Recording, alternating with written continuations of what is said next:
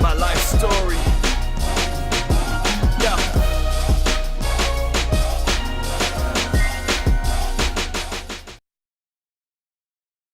What is Pascal's wager?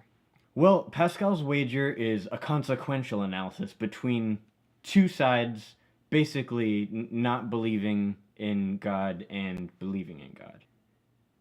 That's the Christian God. Pascal's wager essentially says that you risk more by not believing than you would with believing. And it recognizes that if you're a Christian and you believe in God, but you're wrong, then all you really do is just kind of die and go into the ground. I'm sure there's a better way of explaining that, but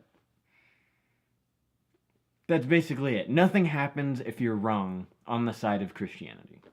But if you're on the side of not Christianity, or any of these other concepts that don't line up with the biblical concept of hell, if you're wrong, you go to hell, and you spend eternity suffering there.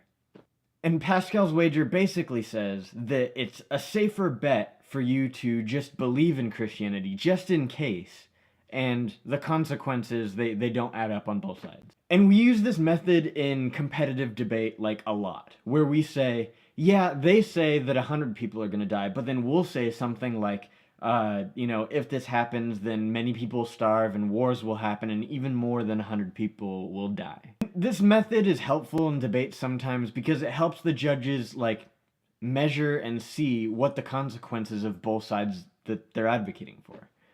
It allows the judge to see, okay, 100 people on this side and then more than 100 people on this side, so obviously this side wins in terms of which consequence is worse. But the mechanism by itself is highly inadequate in terms of debate. And typically if you're debating with somebody or engaging in a conversation with somebody that has dealt with Christians quite a lot, they're already quite aware of what the consequences are of both sides and probably have already made this analysis in their head. The reason that I really don't like this argument is twofold. First, similar to the idea of the moral argument video that I did, this video doesn't do anything to argue for Christianity as truth. It doesn't do anything to argue in favor of the position at all. All it does is it argues which side of the debate is preferable, which position is preferable in terms of consequences. And again, for the same reasons, I don't like this, because Christians shouldn't believe without believing, if that makes sense. It seems a lot really like a scare tactic, and I don't like that. Second, if you like Pascal's wager, you're probably not going to like what I'm about to say, which is that Pascal's wager is kind of lazy. Alright, let me explain. Just because you have bigger consequences does not mean that your side is true. And especially just because you have bigger consequences, that doesn't mean that you automatically win. This actually used to really bug me when I was in competitive debate, and this style of debating was super popular. There was always somebody in the debate that would try and argue for nuclear war or nuclear annihilation and human extinction because of this concept. And I hated that, because the argument ultimately wasn't reasonable, because nuclear war has never happened before. There's no modeling evidence to look back on and say, oh, okay, that's how nuclear war starts. That's how this is going to happen.